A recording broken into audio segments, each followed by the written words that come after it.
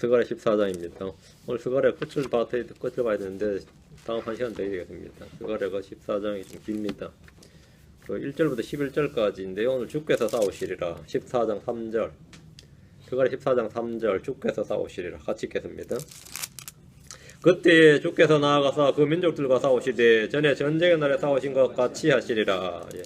그때 주께서 나아가서 그 민족들과 싸우시되 전에 출애굽 때 아니면 가나안 정복 전쟁 때 하여튼 전에 전쟁의 날에 싸우신 것 같이 하시리라. 예. 잠깐 기도합시다. 주 하나님 감사합니다. 함께 도우셔서 오늘도 주의 말씀을 봉사하고 은혜롭게 허락해 주셔서 말씀을 듣는 모든 분들에게 기쁨을 주시고 또 즐거움을 허락해 주셔서 하나님 말씀이 저희 속에 풍성히 가도록 도우실 간구합니다. 전나신 주 하나님께서 은혜 베풀어 주셔서 원때보다 은혜롭고 복되는 그런 시간이 되도록 도와주십시오. 감사드리며 주의 성교 기도합니다. 아멘. 예, 스가랴 14장은 이 스가랴의 주제이며 구약 성경 전체 주제인 주의 날에 대한 요약입니다. 주의 날에 또 그때의 그 날에 이렇게 시점을 사건의 시점이 정확하게 드러나 있습니다. 성경을 읽을 때 시점이나 대상을 전혀 고려하지 않고 모든 말씀은 무조건 지금, 그 모든 말씀은 무조건 지금의 나 자신이나 오늘날 교회에 그 말씀을 적용하는 이들이 많습니다.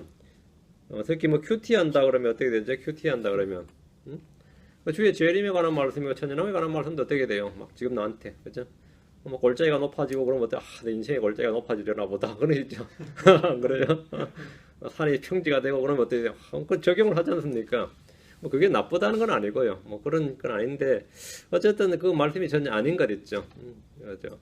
어쨌든 그런 것들을 해가지고 이제 뭐 설교도 하고 목회자들도 이제 세대 구분이나 대상 구분이 없으니까 그냥 하고 성도들도 그런 식으로 하고 뭐 무조건 지금 나 자신에게 오늘 교회에 적용하려는 이들이 많습니다. 주의 말씀은 주의 모든 말씀은 나를 위해 기록된 것이고 교훈과 배움과 경고와 영적 유익을 위한 것이 맞지만 모든 말씀이 나에게 주어져서 적용되는 것은 아닙니다. 스가랴 14장은 오늘날 교회나 크리스천에게 적용되지 않습니다. 보라 주의 날이 이르리니 이랬죠. 보라 주의 날이 이르리니 분명하게 주의 날이 이르리니 1절에 보면 주의 날이 이르리니 이랬으니까 이 말씀은 주의 재림의 시점을 말합니다. 대환란의 천년왕국에 대한 예언의 말씀입니다.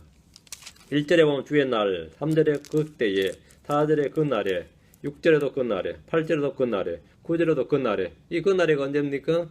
지금 2000년대 우리 교회 시대는 아니죠.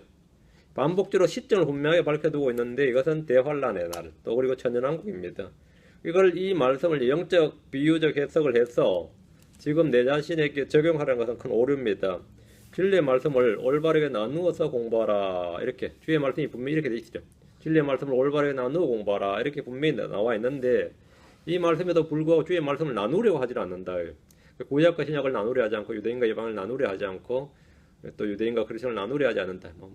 하나님의 말씀이 뭐 꽁치 대가리입니까? 막 나누게 그러면서 실제 그런 거 만났거든요. 말씀을 나누어서 봐야 된다 하니까 하나님의 말씀이 뭐 생선 대가리입니까? 뭐 그렇게 칼질을 하냐 나누냐요. 하나님께서 rightly dividing입니다. 정확히 나눠야 됩니다. 나눠야 돼요. 남자에게 주신 말씀이 있고 여자에게 주신 말씀은 나눠야죠.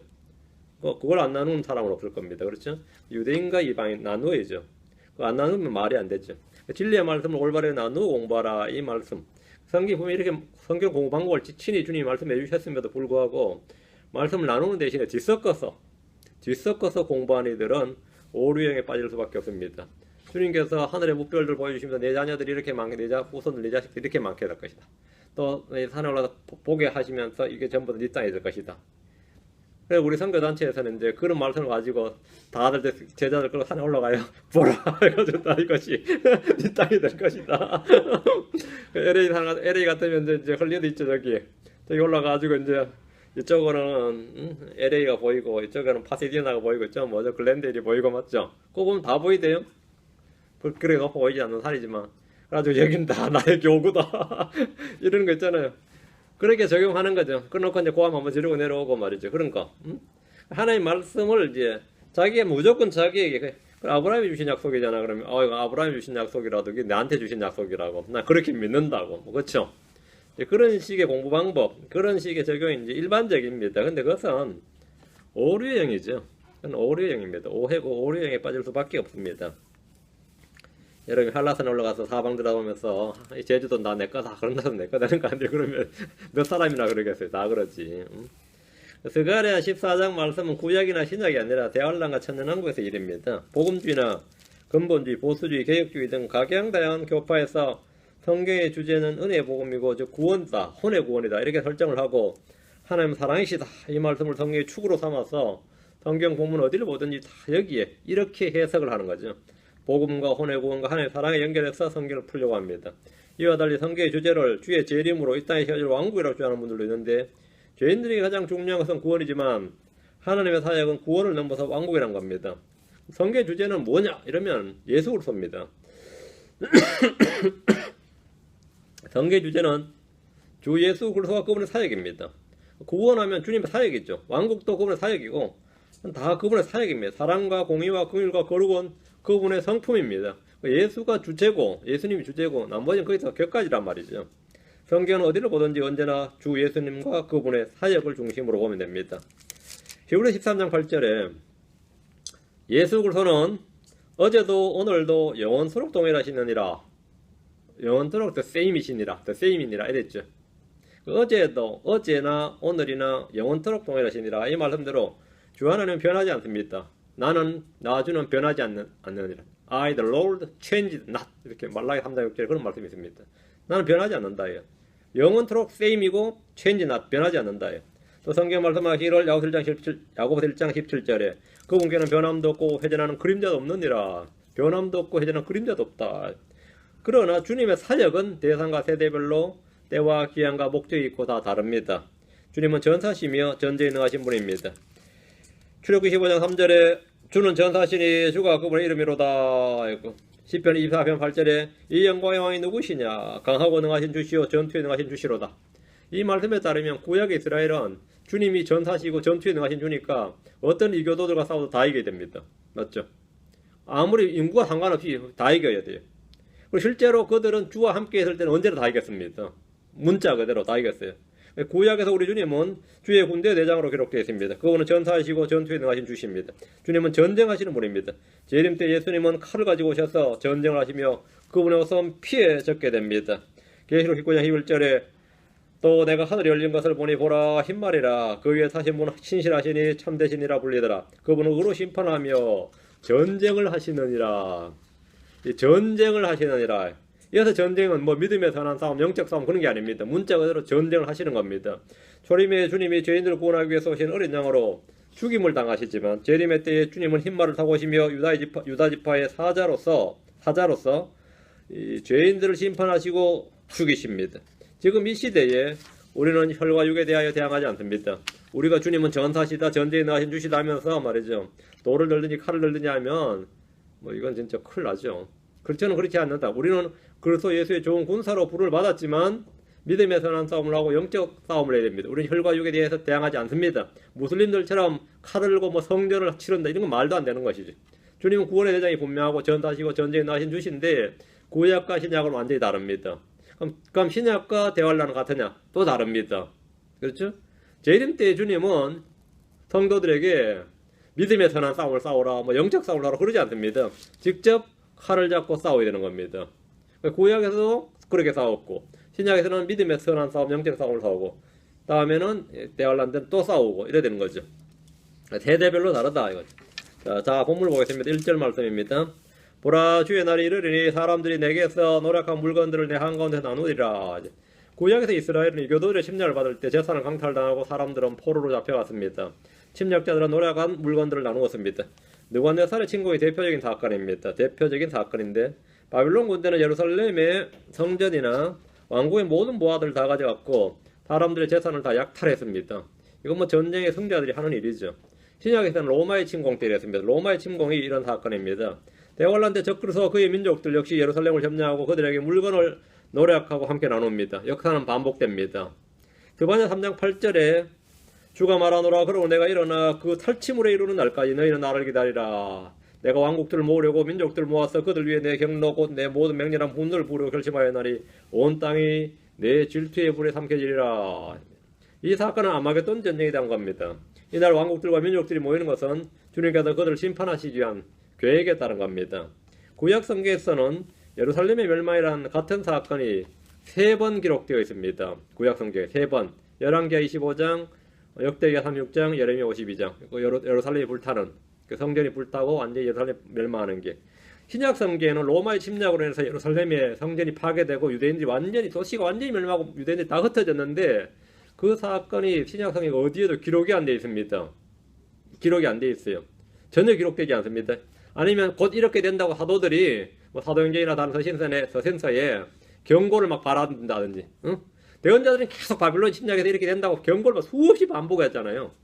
그런데 신약이 어떤 12사도 중에서 어떤 사도도 아니면 어떤 누구도 제자들도 AD 50년, 60년 이렇게 사역을 했단 말이죠. 응? 그렇게 사역을 하면서 그건 곧 있을 일이, AD 70년에 곧 있을 일이잖아요. 곧 있을 일인데도 아무도 그 예고를 안 했어요. 예언도 예고도 안 했단 말이죠. 응? 왜 안 했을 것 같아요?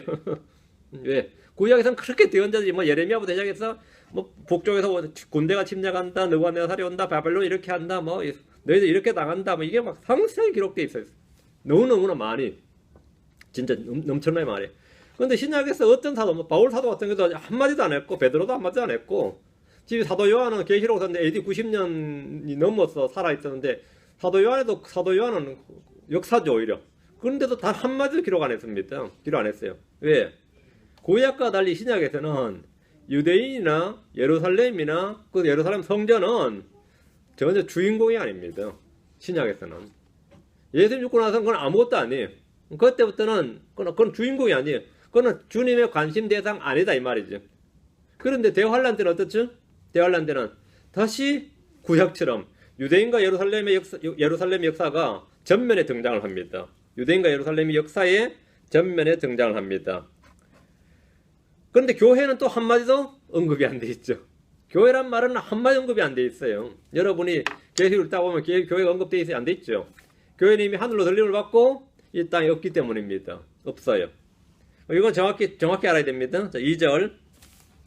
내가 모든 민족들을 모아 예루살렘으로 대적하며 전쟁하게 하리니 그런즉 그 도시가 함락되며 집들이 강탈을 나고 예루살렘이 함락되니까 모든 민족들이 와서 예루살렘을 뭐라고 대적하며 전쟁하게 하리니 그런즉 그 도시가 함락되며 다시 옛날처럼 바빌론 때 또 로마 침공 이번 세 번째죠. 집들이 강탈을 당하고 여인들이 강간을 당하며 이건 좀 표현이 좀 셉니다. 여인들이 끌려가며 이게 좀 나왔습니다. 그 도시의 반이 포로가 되려니와 백성의 남은 자들은 그 도시에서 끊어지지 아니하리라. 이 강간을 당하면 이 단어가 이게 고어로 말 레이비시 이 단어 고어로는 이게 힘으로 강제로 어떤 사람을 붙잡아다 옮기는 겁니다. 그 여자들을 뭐 남의 여자를 빼앗아서 자기 마누라 삼든지 남의 딸을 빼앗아다 전쟁포 로마도 짓을 많이 했는데 그리고 이때는 뭐 어느 전쟁에서나 이 침략 점령지에서는 여자들 다 잡아가지고 종으로 삼거나 뭐 자기 첩으로 삼거나 이런 일을 하다 했습니다. 그 이야기입니다. 그래서 여인들이 요 단어는 상당히 현대어로 지금 아마 해석을 한 것 같습니다. 여인들이 강제로 붙잡혀 뭐 끌려가며 이 말일 겁니다. 이게 좀 더 정확할 겁니다. 도시가 함락이 되고 집들은 강탈을 당하고 여인들은 강제로 끌려가고 붙잡혀가고 막 끌려가고 그 도시 뭐 강간을 당하면 이게 어떤 그거는 이제 전쟁에서는 이게 일을 하는 일이고요. 그거는 그 정도가 아니라 그거는 당연히 포함되는 것이고 끌려가며 그 도시의 반이 포로가 되려니와 백성의 남은 자들이 그 도시에서 끊어지지 아니하리라. 마지막이 독특하죠. 그런 상황인데도 백성의 남은 자들이 언더라인. 남은 자들은 그 도시에서 끊어지지 아니하리라. 어느 시대는 남은 자들과 이기는 자들이 있어요. 소수의 남은 자들은 뭐라고요? 끊어지지 아니하리라 이 말이에요. 대환란 때 전쟁을 하기 위해서 민족들을 모으는 일은 부자한 영들, 즉 마귀의 영들이 하는 일입니다. 근데 지금 본문은 뭐래? 내가 민족들을 모아 이랬죠. 주님께서 예루살렘을 지키시는 분이고 예루살렘을 보호하시는 분이 되어야 되는데 내가 모든 민족들을 모아서 예루살렘을 대적하여 전쟁하게 하리니 이랬단 말이죠. 이건 분명히 성경에 따르면 누가 하는 일이에요? 부정한 영들과 마귀들의 영들이 하는 일입니다. 그런데 본문에서 주께서 내가 모든 민족들을 모아 이렇게 하셨는데 주님께서 마귀들이 하는 일을 허락하시고 그들을 사용하셨기 때문입니다. 우리는 성경에서 이런 예를 많이 볼 수 있습니다. 사탄이 욥을 쳤죠. 주님께서 사탄에게 뭐라고 네가 나를 격도해서 욥을 치게 했고 이랬죠. 내가 욥을 쳤다.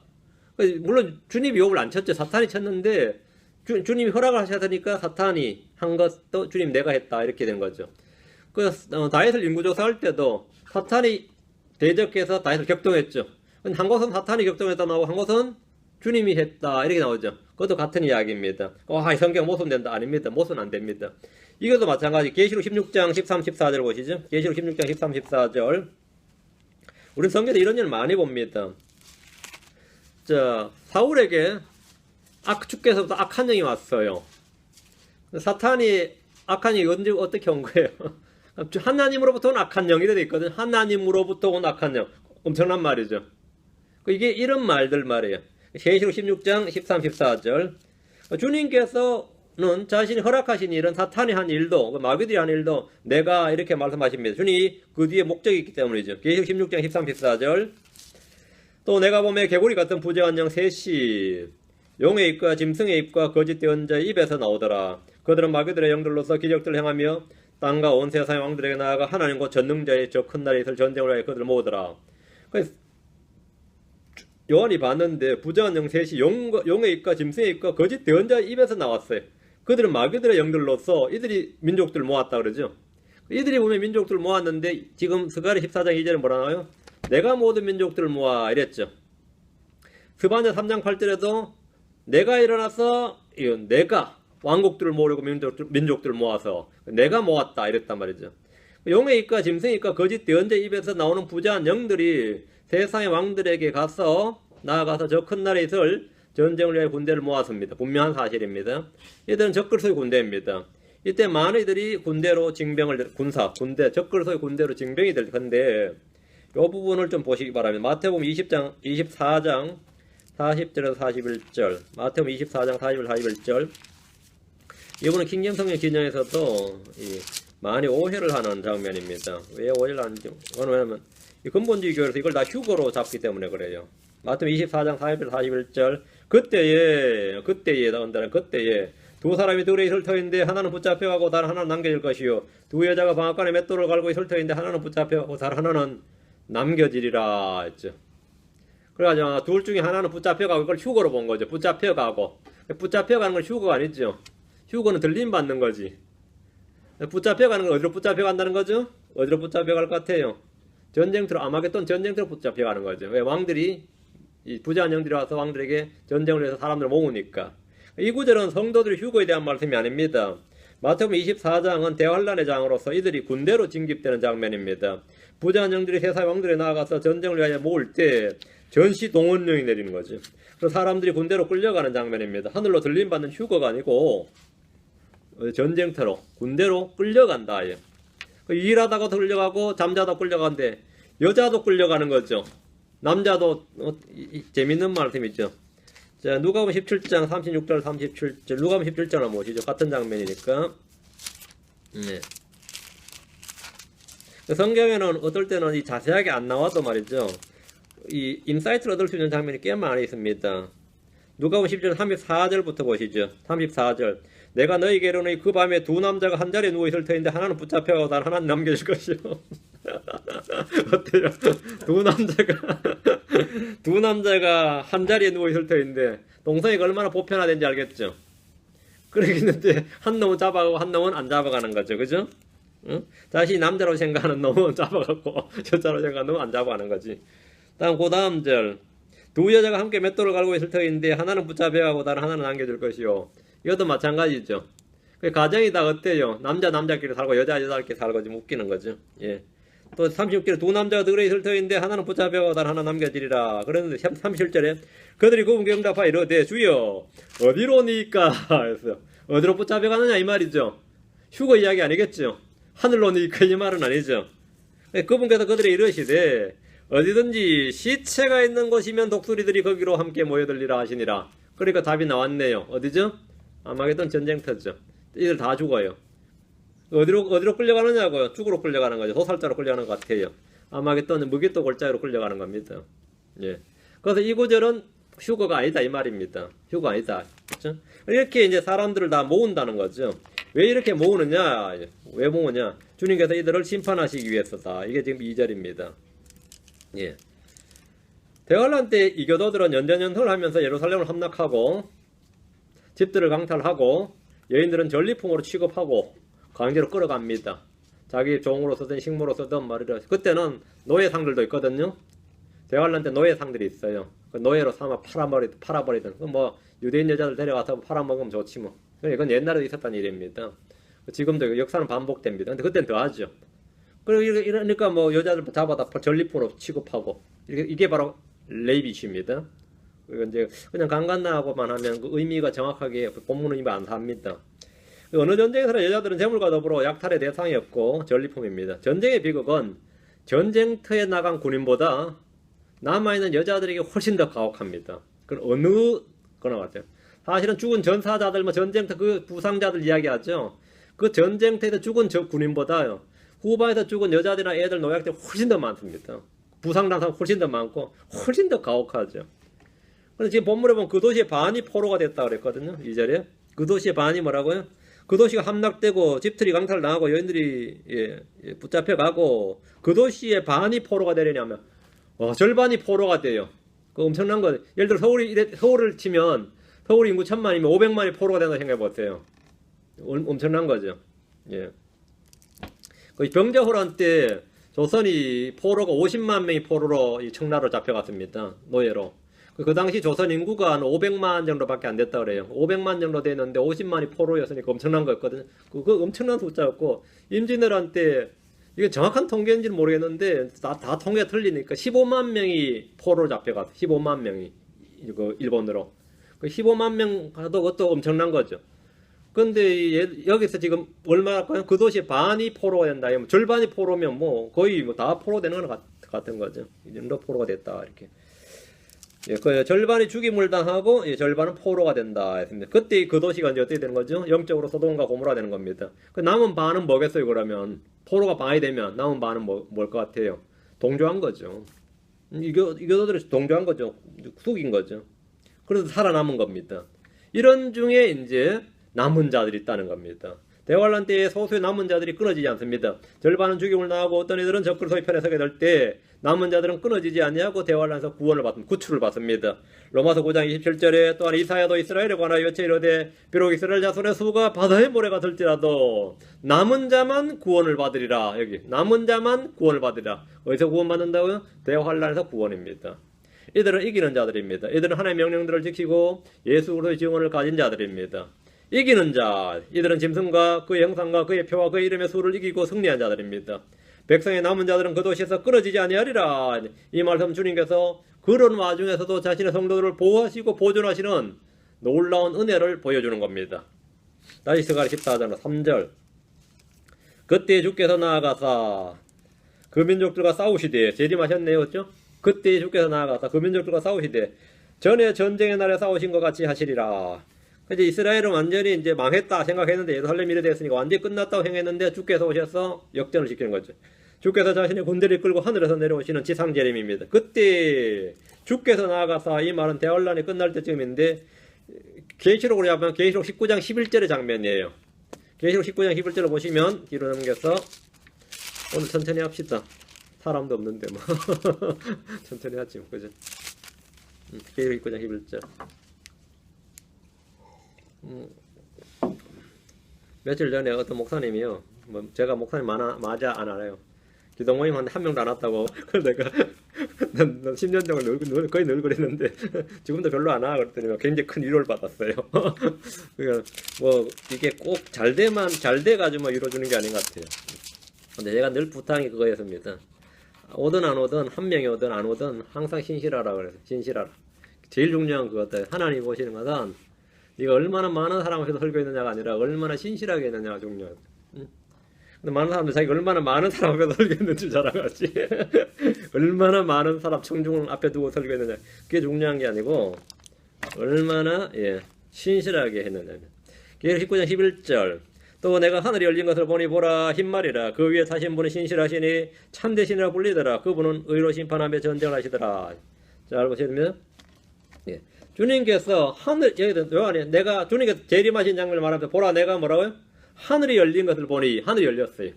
주님 재림이죠? 흰말이, 보라 흰말이라. 그 위에 타신 분은 신실하시니 참되시니라 불리더라. 그분은 의로 심판하여 전쟁을 하시느니라.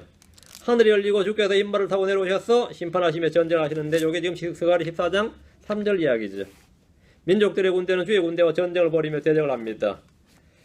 계시록 19장 펴놓으시는 계속 봅시다. 19장 19절. 또 내가 보매 짐승과 땅의 왕들과 그들의 군대들이 함께 모여 말타신 분과 그분의 군대를 대적하며 전쟁하더라. 항복 안 한다고. 주님이 직접 재림해도 그들이 주님 오신대 하면서 길 내드리지 않는다 이거죠. 맞붙죠. 싸우더라 이거죠.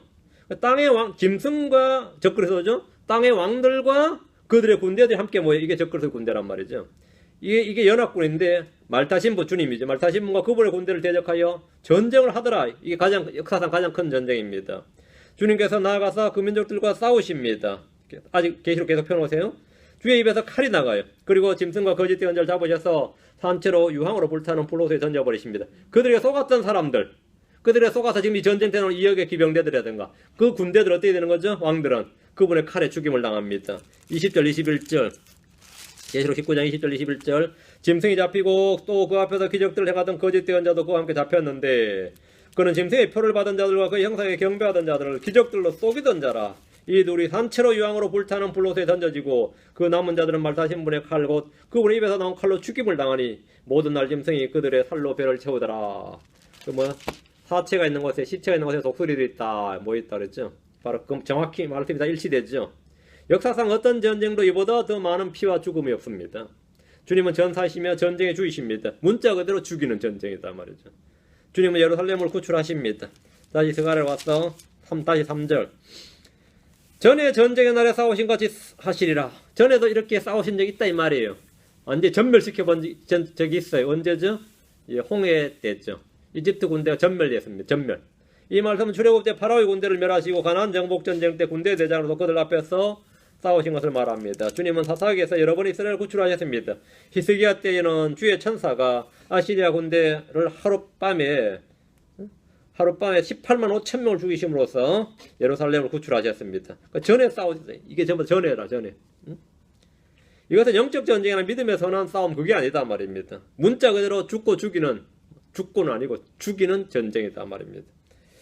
출애굽기 15장 3절에 주는 전사신이 주가 그분의 이름이로다 했는데 문자 그대로 죽였습니다. 전사로 죽였어요. 이사야 40장 13절에 주께서 용사같이 나아가시며 전사같이 질투하사 분발하며 외치고 참으로 크게 부르짖으시며 자신의 원수들을 쳐서 이기시리로다. 주께서 용사같이 나아가시며 전사같이 질투하사 원수들을 쳐서 이긴다. 문자 그대로 쳐서 이기는 거, 죽이는 겁니다. 주는 전사이시고 용사같이 나아가사 원수들을 쳐서 이기시는 분입니다. 이사야 34장 가서 이사야 34장 하면 2절 5절 6절 이사야 34장 2절 5절 6절 주의 경로가 모든 민족들에게 임하여 그분의 분노가 그들의 모든 군대에게 임하여 그분께서 그들을 진멸하시고 이게 언제인지 알겠죠? 지금 이 계시록 19장 장면이에요. 그분께서 그들을 진멸하시고 그들을 넘겨주사 사륙당하게 하셨은즉 주의 칼에 죽임을 당하는 거죠. 주님은 이전에 그러했던 것처럼 그들을 진멸하시고 사륙하십니다. 엄청난 사륙이에요. 이건 진짜 사륙입니다. 사륙. 5절 6절 내 칼이 하늘에서 흠뻑 적셔지리니 보라 그것이 이두메아 위에 임하며 나의 저주를 받은 백성에게 많이 심판하리라. 주의 칼이 피로 충만하며 기름진 것과 어린 양과 염소의 피와 순양의 콩팥기름으로 기름지게 되었나니 주께서 보스라에서 희생물을 취하시고 이두메아 땅에서 큰 사륙을 행하시는도다. 주님께서 오시면서 뭡니까? 막 치면서 오시는 거죠. 이렇게 오셔서 어디까지 진격하는 거죠? 다 쳐서 주님이 올리브 산 위에 서시는 겁니다. 여기까지 해서 그 성경의 이런 기록들이 모두 이교도들을 멸하시는 대환란 때의 사건입니다. 지금 이 시대에 어떤 크리스천들도 나는 주를 위해서 이렇게 싸운다. 이건 말이 안 돼요. 이 크리스천들 중에서 막 동네에 입고 있는 장성 때려 부수는 사람도 있고 절에 가가지고 석불 막 빨간 심나로 가져가서 십자가 그려놓고 말이지 때려 부수는 사람도 있고 별별 일이 다 있는데 그러면 안 됩니다. 그거는 전혀 지금 그 자신이 마치 구약의 기도원이 된 것처럼 그렇게 하는 거죠. 그래서 크게 잘못하는 겁니다. 예를 들어서 이 유럽에서 기독교 십자군 전쟁이 있죠. 그건 완전히 마귀적인 전쟁입니다. 십자군 전쟁은 성경에 가르친 거가 아무런 상관이 없습니다. 근데 그걸 이제 구약에 인용해 가지고 막 전쟁하라고 막 군사를 모집하고 그랬죠. 성도들이 구약이나 대환란의 교리를 신약교회에 적용하는 것은 마귀의 교리일 뿐입니다. 자, 스가랴 13장 다시 가서 14장 와서 4절 그날에 그분의 발이 예루살렘 앞 동쪽에 있는 올리브산 위에 설 것이요 올리브산이 거기 한가운데서 동쪽과 서쪽으로 갈라짐으로 심히 큰 골짜기가 생길 것이며 그 산의 반은 북쪽으로 그 산의 반은 남쪽으로 이동하리라. 주님이 예루살렘 동문으로 입성하기 전에 서시는 곳이 올리브산입니다. 올리브산은 신약성경에서 매우 중요한 산입니다. 올리브산은 우리 주님이 체포되셨던 장소가 이 올리브산이죠. 올리브산은 주의 만찬을 마친 후에 제자들과 함께 오르셔서 기도하셨던 산입니다. 내 뜻대로 마옵시고 아버지 뜻대로 하옵소서. 이게 올리브산에서 했던 기도죠. 주님은 이 산에서 예루살렘의 멸망과 대환란에 대해서 말씀하셨습니다. 그게 올리브산의 강화 그러죠. 그 강화란 말이 뭐냐면 주님의 이 말씀이란 말, 올리브산의 말씀. 이 산에서 주님은 제자들이 보는 앞에서 공개적으로 하늘로 올라가셨습니다. 에스겔이 주의 영광의 성전에서 나와 떠난 걸 보았는데 그곳이 올리브산입니다. 주님의 영광이 올리브산에 떠났다. 구약에 보면 에스겔 11장에. 그리고 주의 영광이 다시 돌아오는 것도 봤는데 그게 에스겔서 43장이죠. 주의 영광이 다시 돌아와서 동문으로 갈 때 그것도 올리브산이었습니다. 올리브산을 통해서였습니다. 올리브산은 주의 떠나신가 다시 오신가 관련된 산입니다. 자, 이 산에서 제자들은 주의 재림에 대해서 들었습니다. 사도행전 1장 11절입니다. 사도행전 1장 11절. 또 그들이 이르되 너희 갈릴리 사람들아 너희가 어찌하여 서서 하늘을 바라보느냐. 참 이 말도 재밌는 말이죠. 너희 갈릴리 사람들아 이랬죠. 우리가 생각할 때 거기 갈릴리 사람만 있었겠어요? 응? 근데 주님이 성천하실 때 이 거기 세움했던 사람들이 예루살렘 사람이나 다른 데 사람이 아니라 갈릴리 사람들이었다는 거예요. 이게 너희 갈릴리 사람들아 너희가 어찌하여 서서 하늘을 바라보느냐. 너희를 떠나 하늘로 들려 올라가신 이 동일한 예수님께서는 This same Jesus입니다.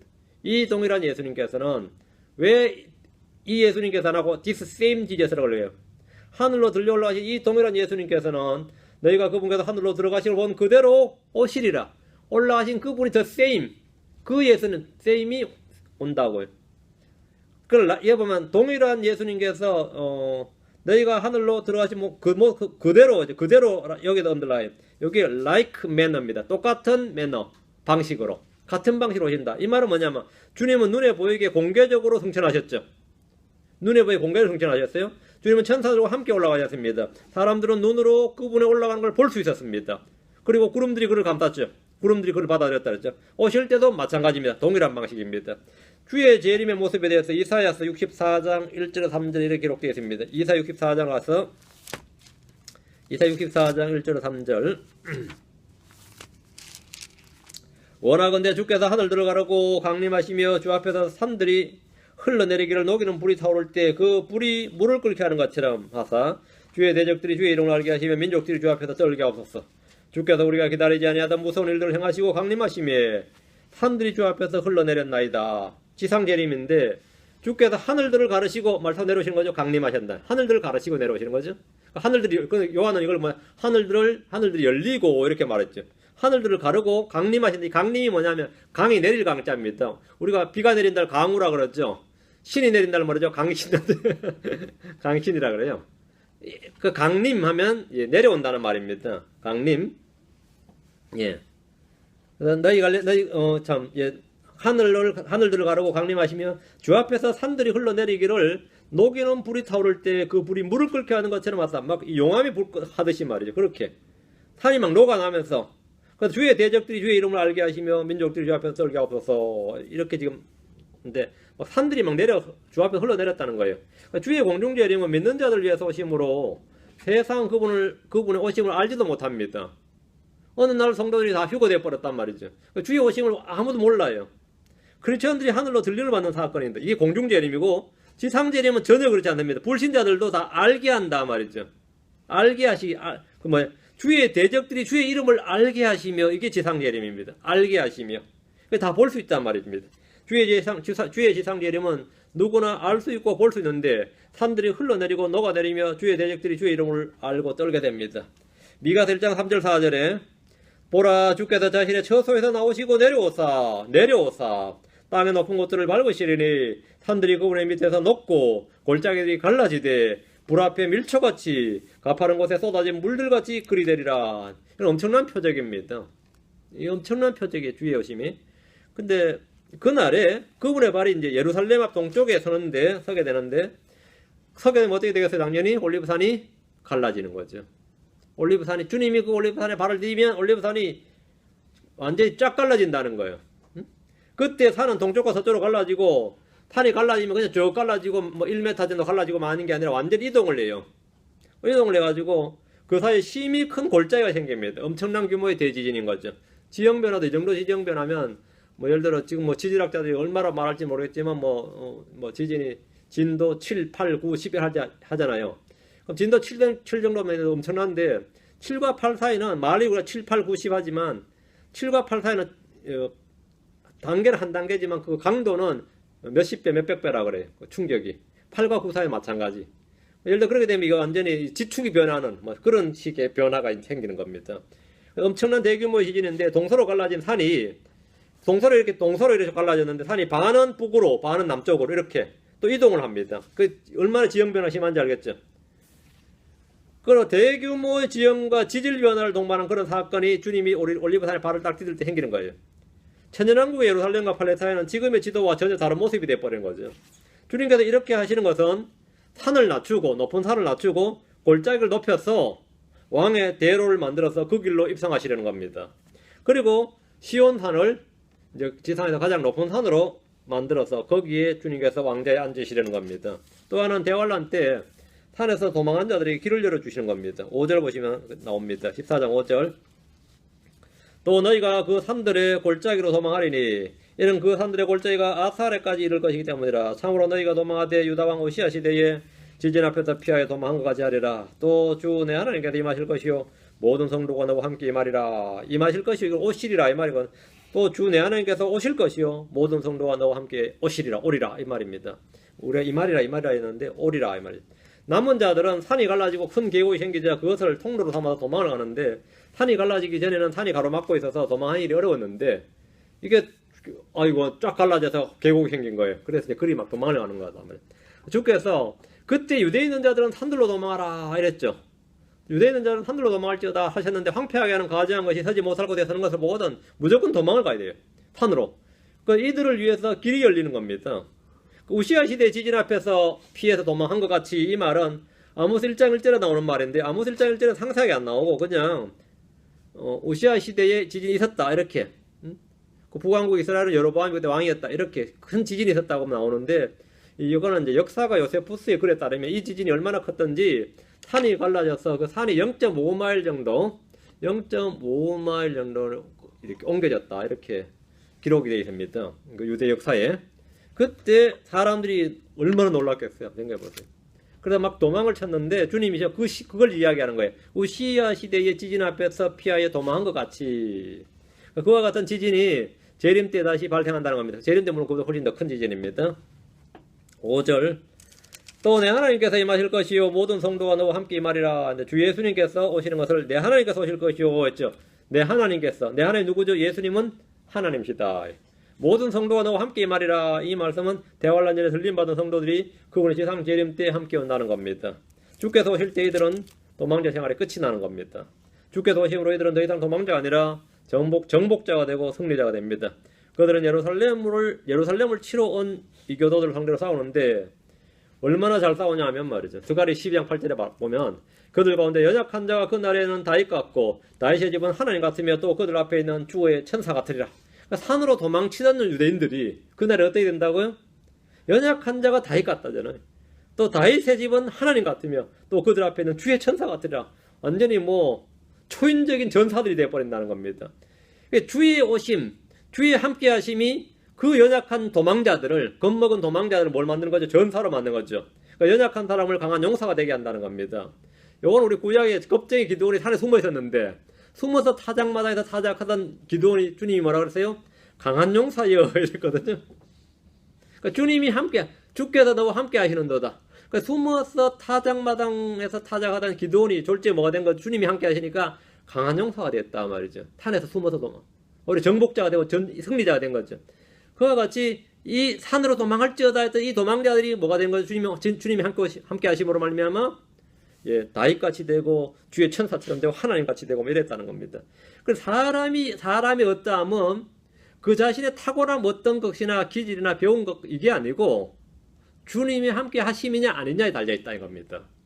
삼성같이 타고난 사람, 주님이 모태로도 성령 충만했던 사람, 아니면 주의 영으로 충만했던 삼성 같은 사람은 강력한 진짜 마이티였죠. 강한 용사였는데 주의 영이 떠났을 때 뭐가 됐죠?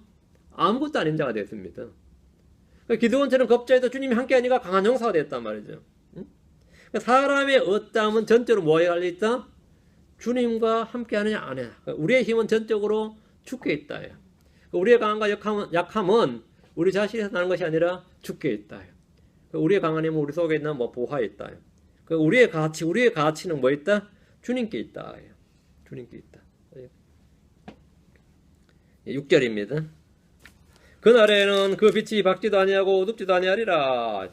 이 말씀은 좀 독특한 말씀이죠. 그날에는 그 빛이 밝지도 아니하고 어둡지도 아니하리라. 어떻다는 거예요, 그러면? 어두침침한 거예요? 그건 아니고.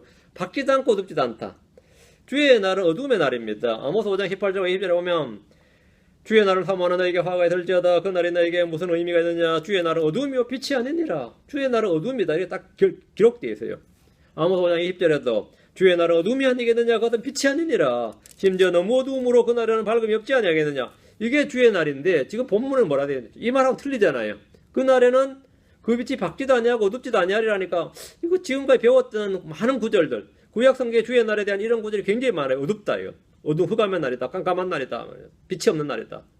근데 이 본문은 그 날에는 그 빛이 밝지도 아니하고 어둡지도 아니하리라 이랬으니까 이 말인즉 해가 떠오르기 직전의 새벽이란 말입니다. 이 말은 새벽이다. 예수님이 뭐죠? 데이스타란 말이에요. 데이스타란 말은 샛별이라는 뜻도 있고 태양이라는 뜻도 있습니다. 데이가 날이거든. 낮의 별이니까 뭐죠? 데이스타 하면 샛별이 그 데이스타는 새벽별 할 때 그 데이스타는 태양이죠. 해가 영어로 데이스타입니다. 우리 주님께서는 데이스타고 또 뭐죠? 모닝스타죠. 데이스타고 모닝스타인데 이 데이스타가 뜨기 직전 그 주님이 지상전하기 직전에 밝지도 않고 어둡지도 않은 그런 시각을 잠시 볼 수 있다 이 겁니다. 그렇죠? 주님이 새벽별이시니까 주님의 재림 직전의 징조가 그 빛이 밝지도 않고 어둡지도 않는 그런 날이 있습니다. 성경 공부를 부지런히 해놔야 돼요. 주님 오신다. 오늘이야 내일쯤 오시겠구나. 이렇게 이제 그걸 알 수 있는 겁니다. 근데 이제 이거는 징조죠.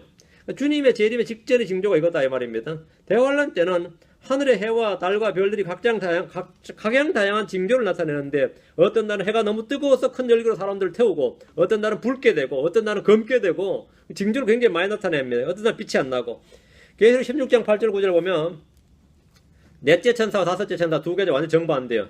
넷째 천사가 자기 병을 해 위에 쏟아 부음에 해가 사람들을 불로 태울 권능을 받아서 사람들을 큰 열기로 태우니 그들이 이 재앙들을 다스리는 권능을 소유하신 하나님 이름을 모독하며 또 회개하지 않으며 그분께 영광을 돌리지 아니하더라. 그러면 해가 얼마나 뜨거워졌는지 사람들 막 태울 정도로 뜨거워졌어요. 사람이 일사병 열사병으로 죽겠죠. 막 피부병 다 걸리고 말이죠. 이 해가 그게 네 번째 금병장인데 곧바로 다섯 번째 천사가 와서 금병을 부을 때는 완전한 어둠이 임하더라 이랬거든요. 이게 해가 완전히 막 너무 뜨거웠다가 빛을 안 냈다가 이렇게 막 바뀌는 이 징조가 나타난단 말이죠. 해와 달과 별들이 보이는 징조인데 그런데 어느 날 그 빛이 밝지도 않고 어둡지도 않다. 그런 날이 오면 주께서 바로 오시는 그날이 다가온 겁니다. 그러니까 나는 그날 주의해야지 그러면 안 돼요. 나는 그날 하늘에 있어야지.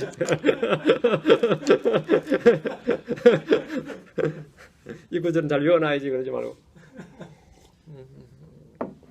7절입니다. 자, 스가 14절. 그것은 주께서 하실 한날이 될 터인데 낮도 아니오 밤도 아니니라. 그러나 저녁 때 그것이 빛이 되려다. 이 말이 한국말로 읽어서 뜻이 잘 안 와닿습니다. 우리말로 이게 무슨 뜻인지 전혀 와닿지 않을 겁니다. 이걸 그냥 직역을 하긴 했는데 예. 그러나 한날이 있으리니 주께 알려진 날이요 낮에게도 아니요 또 밤에게도 아니니라. 이렇게 저녁 때쯤에 이런 일이 있으리니 그것이 빛이 되리로다. 빛이 있으리로다. 이렇게 해야 말이 와닿습니다. 우리말이 좀 안 와닿을 텐데 이건 이 전체를 이 7절은 다 고쳐야 될 것 같습니다. 제 생각에 다 고쳐야 될 것 같은데요. 근데 하여튼 우리말 여기 지금 현재 우리 홈전역 번역이나 다 다른 성경도 마찬가지입니다. 낮도 아니고 밤도 아니다 이렇게 하면 낮도 아니고 밤도 아니면 뭐죠? 새벽 아니면 저녁이에요. 뭘 같아요. 근데 이거는 성경이 우리 주님께서 낮은 12시간이 아니냐 이랬거든요. 낮이 12시간이에요. 밤이 12시간. 유대인들은 6시부터 아침 6시까지가 밤이에요. 아침 6시부터 오후 6시가 낮이고 12시간 24시간입니다. 그러니까 낮밤이 그러니까 낮도 아니고 밤도 아니고 말이 아예 말 자체가 안 됩니다. 이건 말 자체 이거는 뭐 성경적으로는 뭐로 그냥 말 자체가 안 돼요. 낮도 아니고 밤도 아니고 이런 말이 안. 그럼 저 시간 밖 우주 어디 돼야 되니까 말이 안 되고 창세기부터 낮과 밤은 정확히 저녁이 되고 아침이 되니 이것을 뭐라고 하루다 이랬어요. 그러니까 이 구절은 낮도 아니고 밤도 아니고 그냥 이렇게 하면 됩니다. 한 날이 있을 것인데 그날은 죽게 알려질 것이다. 죽게 알려진 날 이게 뭐냐면 그날은 사람들에게 알려지지 않았고 천사들에게도 알려지지 않았습니다. 그날은 그 주의 재림의 날인데 그 주님 어느 날 하늘이 열리고 내려오는 거예요. 우리는 그 날과 그 시간을 알 수가 없습니다. 후 3년 만인 1260일 중에 어느 날에 가서 우리가 분명히 알지만 언제인지는 알지를 못해요. 때와 시기는 알지만 날과 시각은 모릅니다.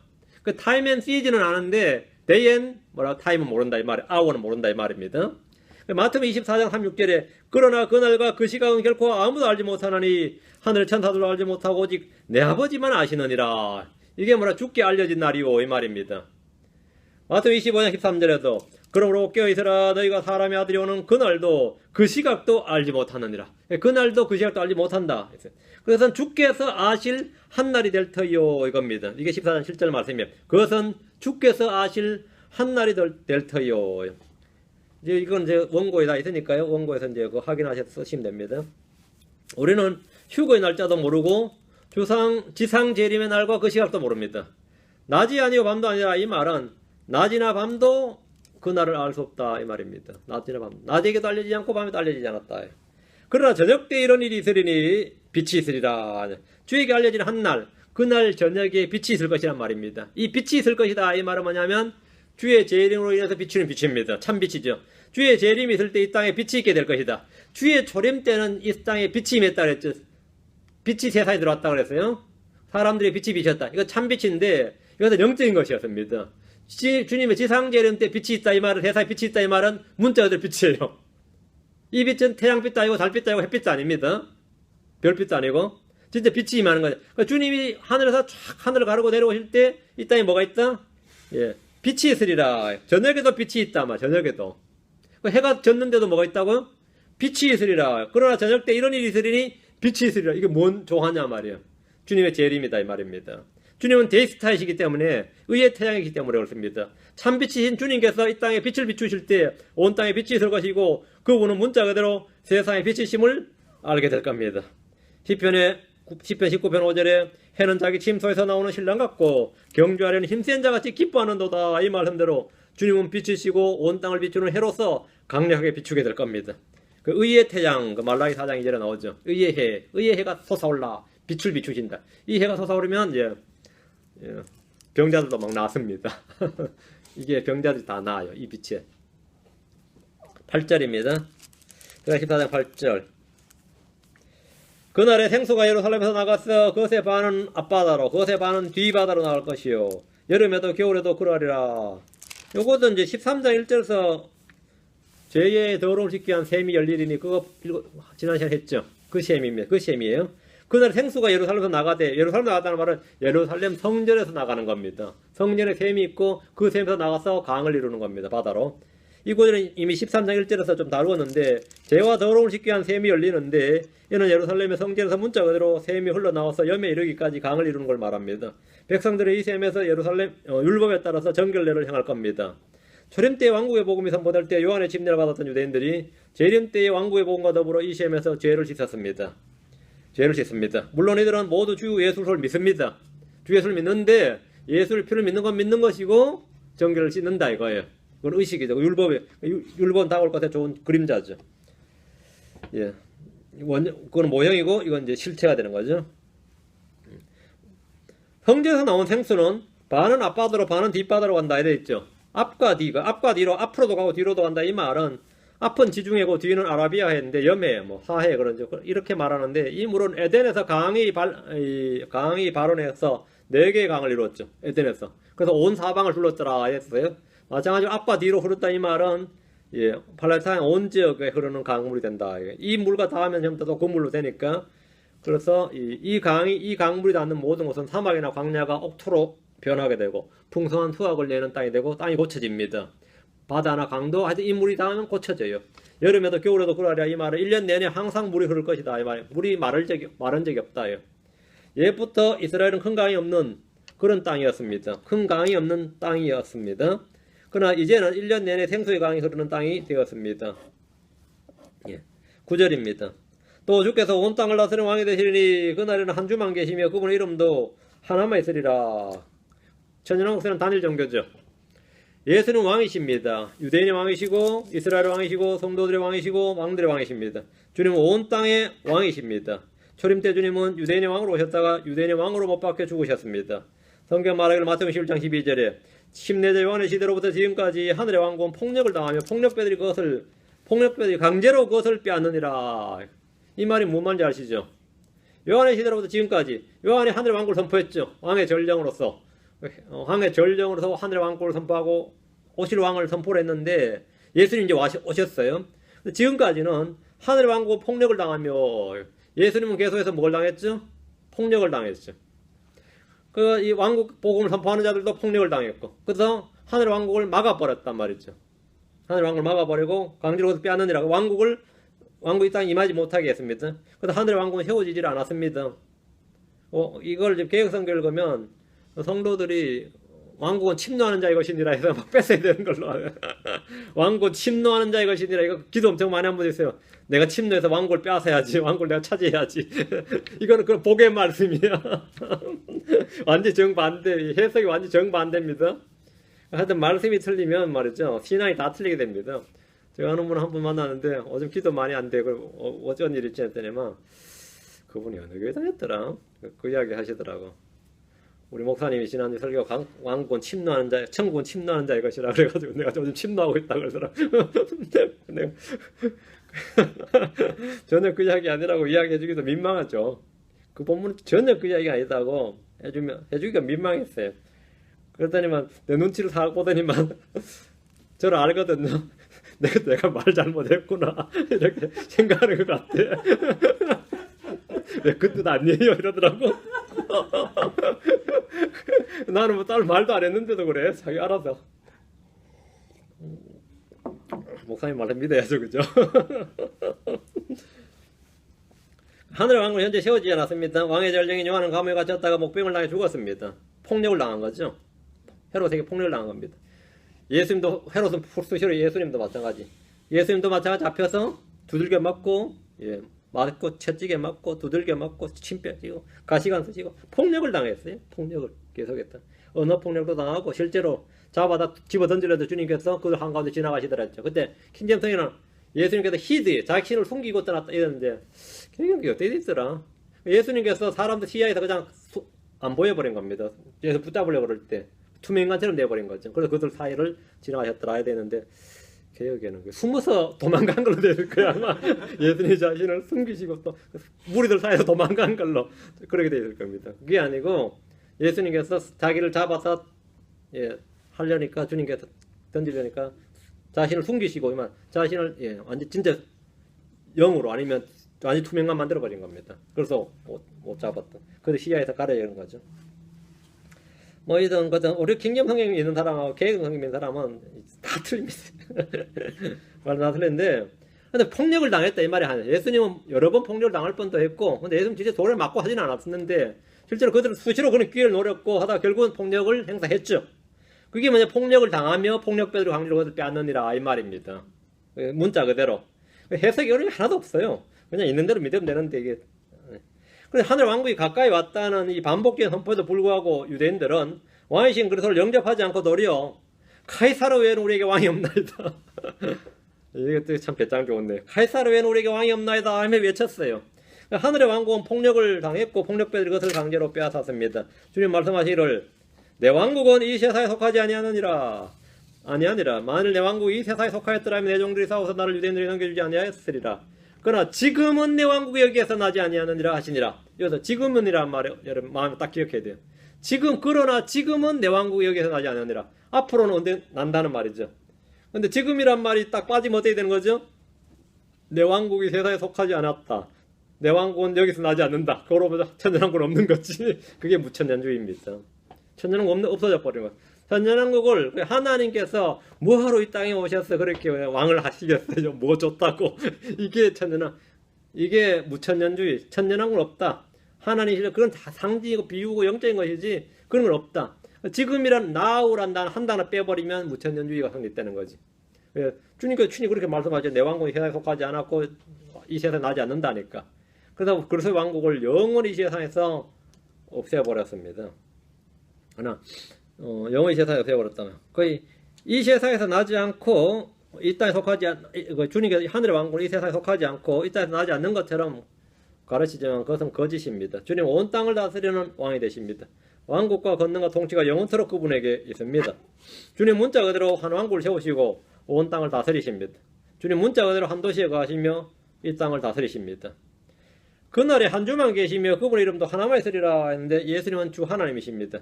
피조된 신이나 하나님보다 한 단계 낮은 신이 아닙니다. 예수님은 트루가 참 하나님이십니다. 도마는 예수님은 나의 주요 나의 하나님이시니다 이렇게 고백했습니다.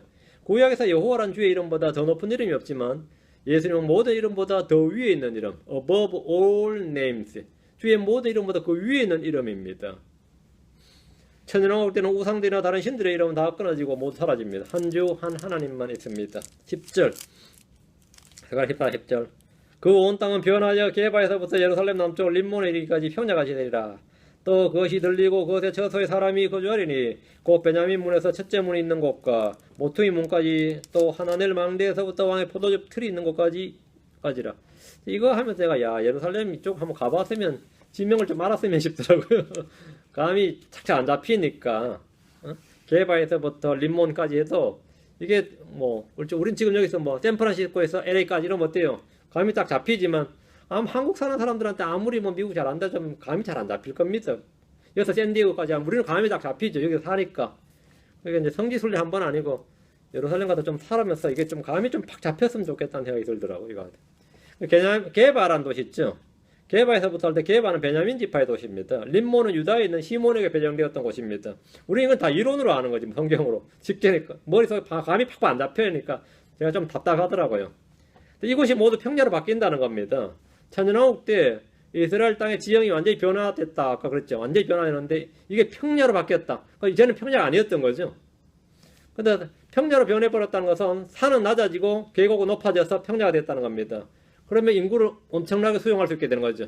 온 세상에 흩어진 유대인들 다 모아서 올 수 있는 거. 그리고 사막이 또 사막 광야가 또 이 변해서 평야가 되고, 이래 옥토가 되고, 이런 식이죠.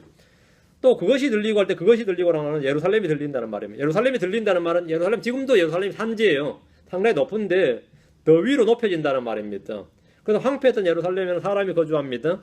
베냐민 문에서부터 첫째 문 있는 곳과 모퉁이 문까지 또 하나넬 망대에서부터 왕의 포도즙 틀이 있는 곳까지가 거주지가 됩니다. 베냐민 문이라 이 말은 양문이란 이거 우리 이제 느헤미야에서 꼭 배웁니다. 양문, 쉽게이트, 양문이라 불리는 문이고요. 첫째 문은 느헤미야에 나오는 밑간문이라고 하는 곤문입니다. 대언자 예레미야가 이 부분에 대해 동일한 대응을 했는데 예레미야 31장 38절에 똑같은 말씀이 있어요. 보라 날들이 이르니 그 도시가 하나넬 망대에서부터 모퉁이 성문까지 주를 위하여 세워지리라. 이렇게. 이때 이제 이 예루살렘의 경계라든가 이런 것들이 쫙쫙 이제 세워지는 것.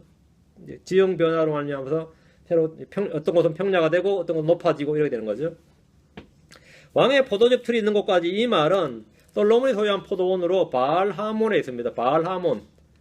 아가서 8장 11절에 솔로몬이 바알하몬에서 포도원을 소유하고는 그 포도원을 지키는 자들에게 세주고 각 사람이 그것의 열매의 대가로 1,000개를 가져오게 하였도다 했는데 바알하몬에 포도원이 있었다. 이게 왕의 포도즙 틀이 있는 곳인데 예루살렘을 중심으로 약속의 땅은 산과 계곡과 광야 등이 모두 새롭게 됩니다. 새롭게 된다. 우리가 뭐 새롭게 되나 보다. 여기가 도시계획이나 도시개발을 하나 보다 정도가 아닙니다. 사도행전 3장 19절에 그런즉 너희는 회개하고 회심하라. 그리하면 새롭게 하는 때가 주의 앞으로부터 이룰 때에 너희 죄들이 말소될 것이요. 새롭게 하는 때가 했거든요. 이 새롭게 하는 때가 이 예루살렘이 온 땅이 완전히 새롭게 되는 거예요. 리프레싱이에요. 이 땅이 저주가 거치면서 땅의 지면도 변하고 다 변합니다. 이게 뭐냐? 리제너레이션, 리프레시가 되는 겁니다. 문자 그대로. 그래서 새롭게 하는 때가 이른다고. 그건 바로 주님께서 오셔서 지상 통치할 때 완전히 다 변화되는 거죠. 그래서 새롭게 하는 때예요. 전에 여기가 완전히 사막이었는데 지금 보니까 뭐가 된 거죠?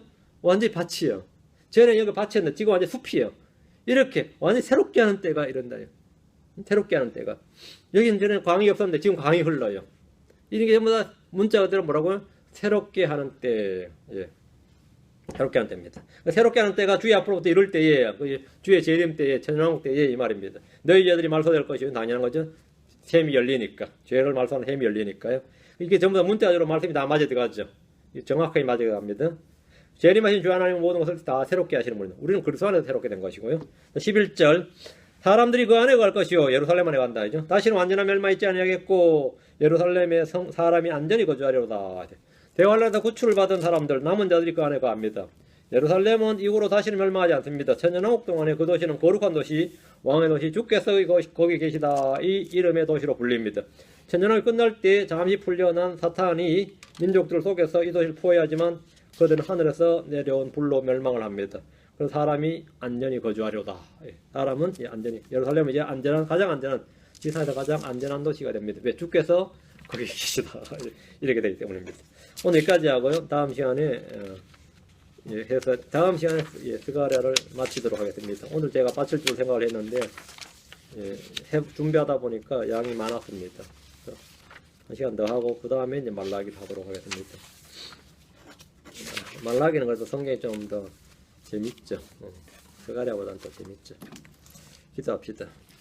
위대하시고 거룩하신 주 하나님 감사합니다. 함께 하시고 도우셔서 오늘도 주의 말씀을 선포했습니다. 주님 말씀 듣는 모든 분들에게 지혜와 명치를 많이 주시고 또 깨닫는 마음을 주셔서 믿음으로 말씀을 잘 결합해서 받은 말씀을 잘 활용하고 사용할 수 있도록 해주시고 하나님께서 주신 이 말씀들이 우리를 든든히 능히 세워서 유업의 상소를 받기 합당한 자가 되게 하시고 또 진리의 말씀을 올바르게 나누어서 기록된 말씀이 한 올, 한 글자 한 글자 한 단 한 단어가 저희 마음판에 기록되게 해주시고 서로 새겨지도록 도와주십시오. 감사드리며 주의 승기도합니다. 아멘. 예, 마치겠습니다. 수고하셨습니다.